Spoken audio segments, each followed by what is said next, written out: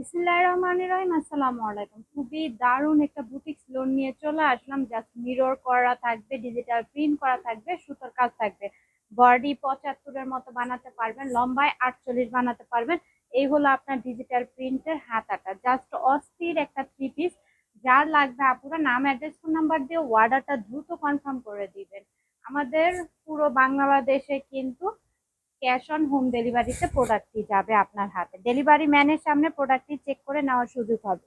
আচ্ছা, এটা হচ্ছে প্যান্টের কাপড়।